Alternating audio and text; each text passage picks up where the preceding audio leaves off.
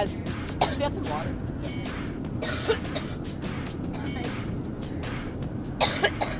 Think you'll be alive this weekend? Excuse me. Did you just add a kiss?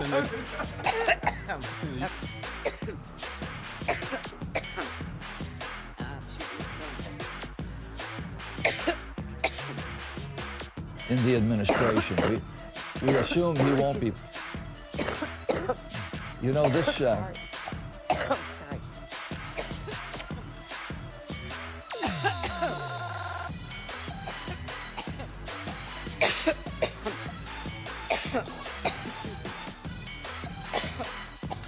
You need some water, madam?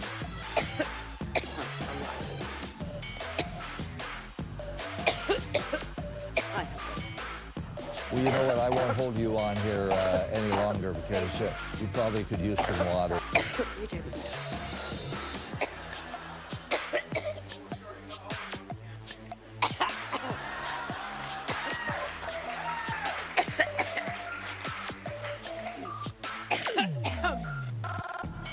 Boy, we have 63 days to go.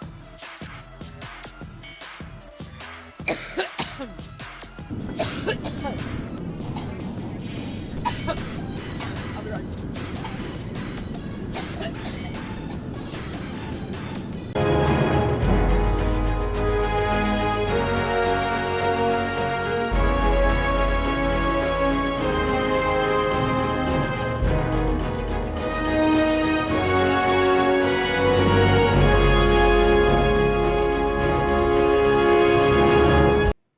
Hillary Clinton told the FBI that a blood clot in her brain made her forget crucial info and allowed her to work only a few hours a day.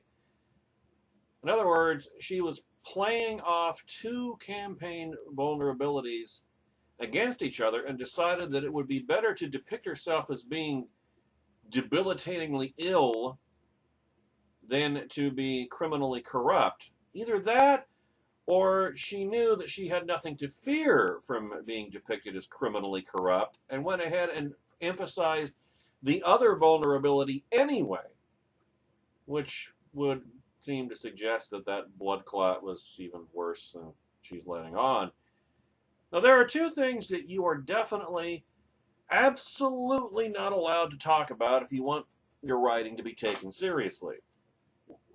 Taken seriously in the major media context.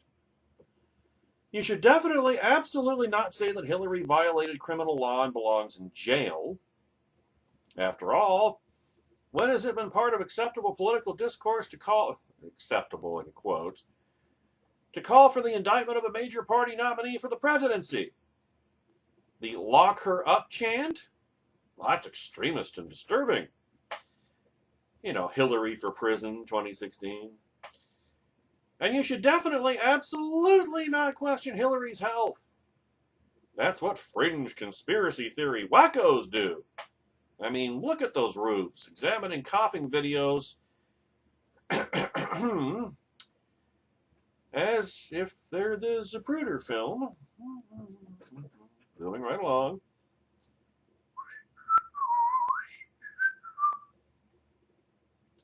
Well, yesterday, for what felt like the 100th time, David French made the case at nationalreview.com that Hillary violated criminal law in her handling of national defense information, which she clearly did. Today, let's talk about Hillary's health, which is clearly the greater threat to her winning presidential candidacy. Specifically, let's talk about how she made it an issue. She herself made it an issue when she apparently used it as a convenient excuse for memory loss, as a shield against criminal liability, which makes no sense because she's had a conveniently faulty and imprecise memory for years now. I mean, how many times back in the 90s, all those scandals, Whitewater, cattle futures, White House travel office, just everything. How many times did she say, I can't recall, I don't remember? I don't think I can remember that. I don't recall. I don't recall. I don't remember. I don't remember. I don't recall. Because, of course, that's the way to fudge a question in a way that insulates you from a perjury charge, because if there's no way that somebody can prove that you don't remember, that you do remember something as opposed to not remembering it, or at the very least it's very difficult. So I don't know why she would need an excuse for convenient memory loss. Why would she need an excuse for it? Unless in her mind she thought even she couldn't pull off or put over that level of audacity, if you will. But first, let's establish some basic understandings. I don't think that the health of every 68-year-old candidate is automatically suspect. We all know people of equivalent age who are extraordinarily healthy and demonstrate vigor and stamina that would exhaust much younger people. She's been running a relatively grueling presidential race for months with few setbacks other than some highly visible coughing fits.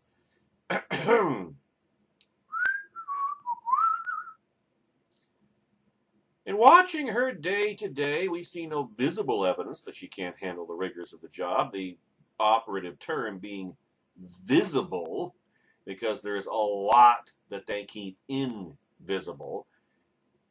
The part about her being carried to her car or limo or mode of transportation after campaign appearances and speeches and the like. About when she was helped up that set of steps in South Carolina in February. How about that? There's a lot that they don't allow to become visible for understandable reasons. Purely utilitarian sense. I really do believe that Hillary Clinton is willing to die to attain the White House. I really do. I think she would be willing to die to get there. That's how much she wants it. Which means she wants it too much, but then this is La Clinton Nostra we're talking about. Power to them is like blood to a vampire. However, there is the matter of her testimony to the FBI. The Bureau interviewed her for more than 3 hours, and during the course of that testimony, she cited more than 36 things that she could not recall. 36 things. Oh. The Washington Post has a fascinating breakdown of the information she said she couldn't remember, including any briefing or training she received on the retention of federal records or handling of classified information, or any specific process for nominating a drone strike. How much of this, the training, the training should be undertaken, it should be heeded, it should be memorized, it should be obeyed. But how much of this is common sense? If you are authorized to handle classified information, how doesn't that? Do you really need training?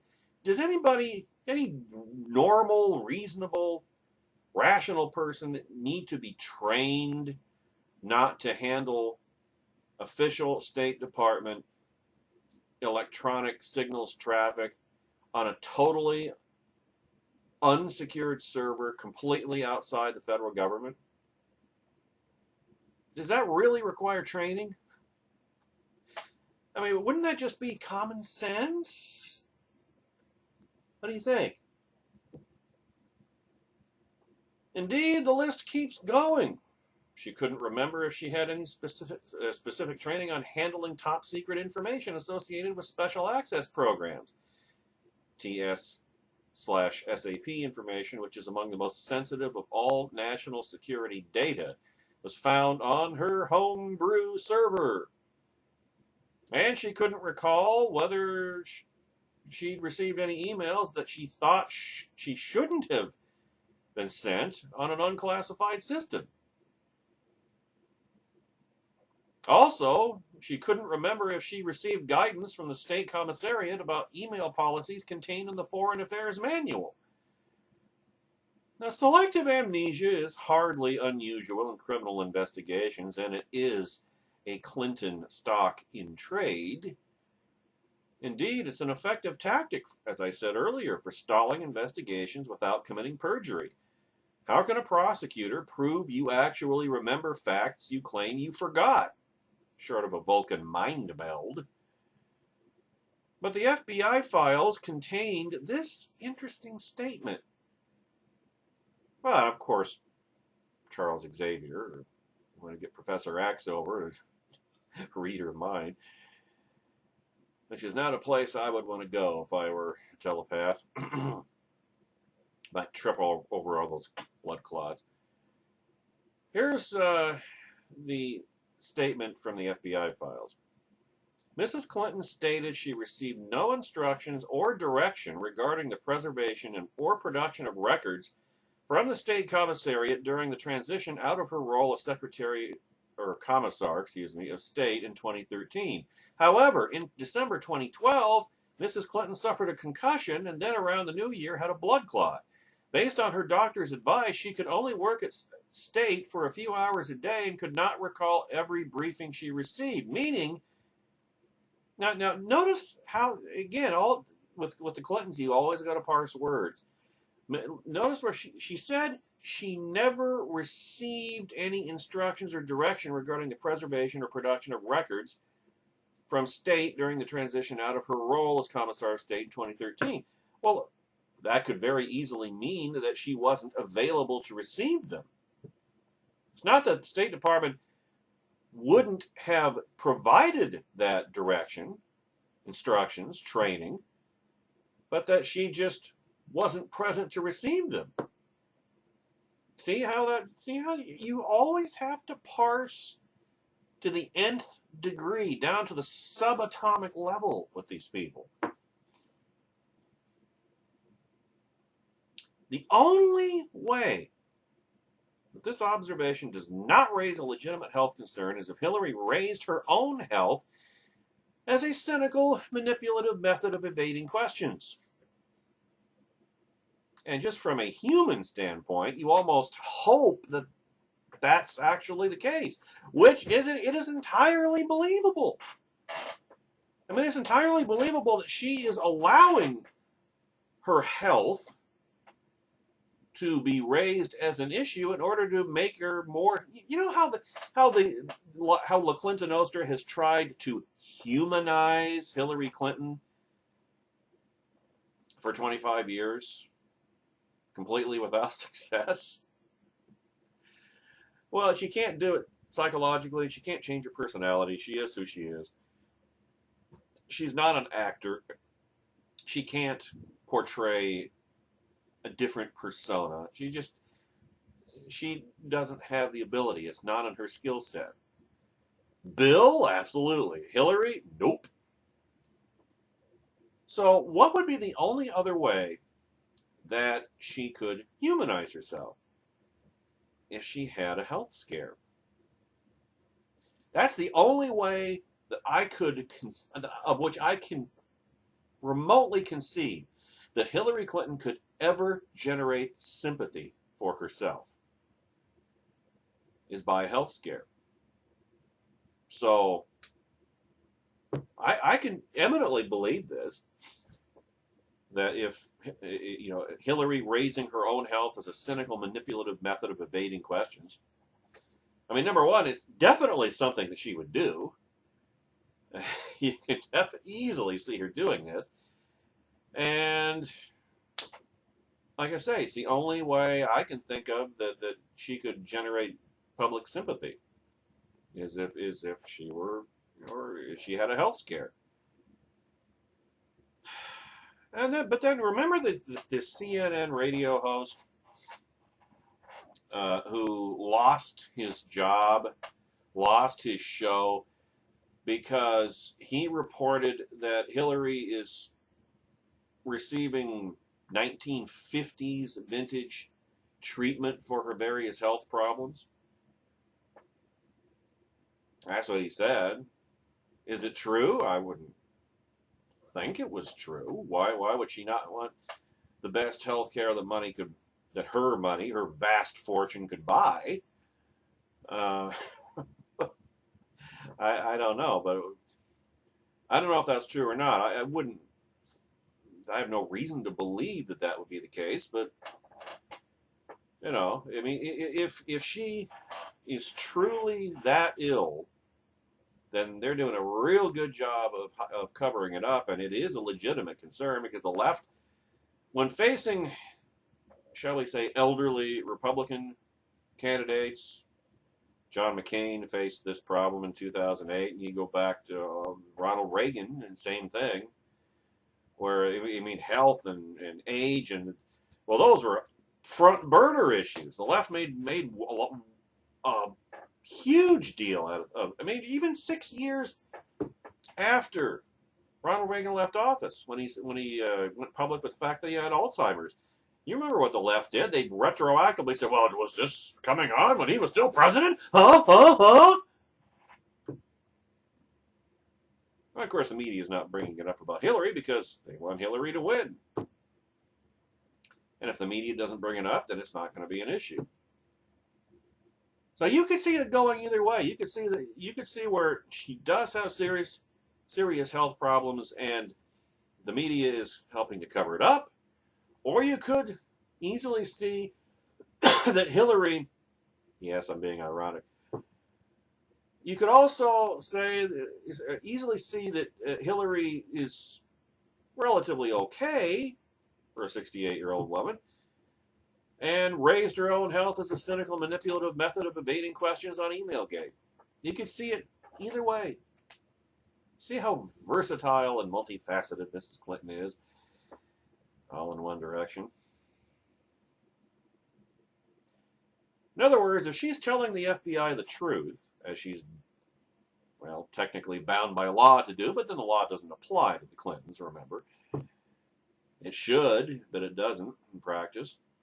Then her health issues were so profound that she not only dramatically curtailed her work, but she literally has gaps in her memory, which is part of the definition of dementia. Senile dementia. Is that not a legitimate source of public concern or inquiry? I mean, after all, even hale and healthy younger people often have trouble bouncing back from brain injury that traumatic. Yet here she is admitting that her concussion and blood clot affected her ability to recall even the basic facts of her job. Now, a candidate for president cannot use her health as a sword and a shield. The surrogates indignantly denouncing health questions as out of bounds, even as the candidate herself cites her health as a reason that she can't recall information material to a criminal investigation. Remember back in the days when the very existence of a criminal investigation of a candidate would pretty much end that candidate's campaign? Yeah, I am old enough to remember that, as a matter of fact. It shows you how long ago it's been.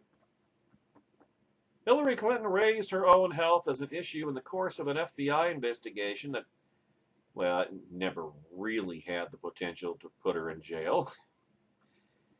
And I really question whether it has the ability to sway the course of a presidential election, or at least a presidential election in which your opponent isn't Donald Trump. Again, I'm old enough to remember when Ronald Reagan announced he had Alzheimer's almost 6 years after he left office. Immediately, there were leftists who demanded to know whether he had suffered symptoms while in the White House. Did he have memory lapses? The American people had a right to know. Well, now we have evidence that a candidate for president suffered concussion and or blood clot-induced memory lapses before Election Day. That makes your medical condition immediately and urgently relevant. We're way past conspiracy theories now, after all. The genie is out of the bottle. Hillary Clinton owes the American people that which she is not capable of delivering: transparency.